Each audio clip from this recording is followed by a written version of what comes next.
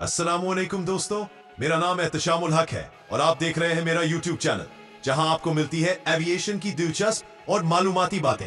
आज की इस वीडियो में हम बात करेंगे एक बहुत अहम सवाल पर। अगर कोई जहाज लैंडिंग या टेक ऑफ के दौरान रनवे से बाहर निकल जाए, कंट्रोल से बाहर हो जाए, तो फिर पायलट क्या करता है?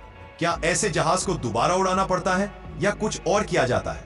आइए इसका मुकम्मल जवाब जानते हैं। दोस्तों, एविएशन की जबान में जब कोई जहाज रनवे से बाहर निकल जाता है तो उसे रनवे एक्सकर्जन कहते हैं। ऐसा ज्यादातर खराब मौसम, ब्रेक फेल होने या पायलट की किसी गलती की वजह से हो सकता है। इस इमरजेंसी में सबसे पहले पायलट पूरी कोशिश करता है कि जहाज को रोका जाए और मुसाफिरों को महफूज रखा जाए। अगर जहाज मट्टी या घास पर चला जाए तो उसे वापस लाने के लिए ग्राउंड स्टाफ और रेस्क्यू टीम फौरी एक्शन लेती है।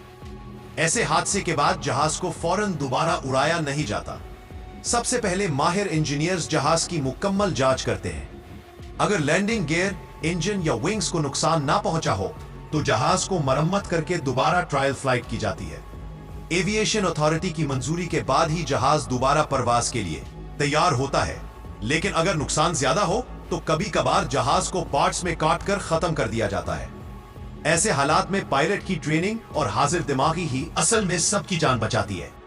इसीलिए पायलट्स को दुनिया की सख्त तरीन ट्रेनिंग दी जाती है ताकि वो किसी भी इमरजेंसी में बेहतरीन फैसला कर सके। तो दोस्तों, उम्मीद है आपको आज की ये मालूमात पसंद आई होगी।